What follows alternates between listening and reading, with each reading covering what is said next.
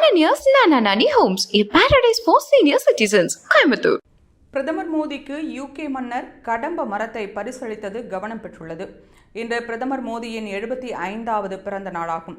இதனால் உலக தலைவர்கள், இந்திய அரசியல் தலைவர்கள், சினிமா பிரபலங்கள், விளையாட்டு வீரர்கள் என பல்வேறு தரப்பினருக்கும் அவருக்கு வாழ்த்து கூறி வருகின்றனர். இந்நிலையில் பிரதமருக்கு யூகே மன்னர் 3ஆம் சார்ல்ஸ் கடம்ப மரத்தை பரிசாக அனுப்பியுள்ளார்.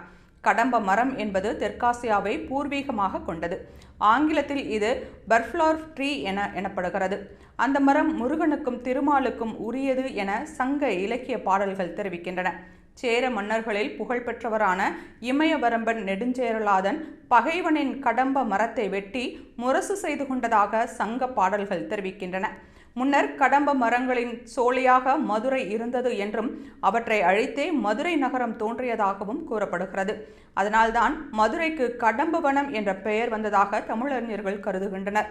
மேலும் மதுரை மீனாட்சி அம்மன் கோவிலின் ஸ்தல விருட்சமாக கடம்ப மரம் இருக்கிறது. மீனாட்சி அம்மன் கோவிலுக்குள் சொக்கநாதர் சன்னதி அருகில் பல நூறு ஆண்டுகள் பழமை வாய்ந்த கடம்ப மரமானது வெள்ளி தகடு போர்த்தி பக்தர்களின் பார்வைக்கு வைக்கப்பட்டுள்ளது.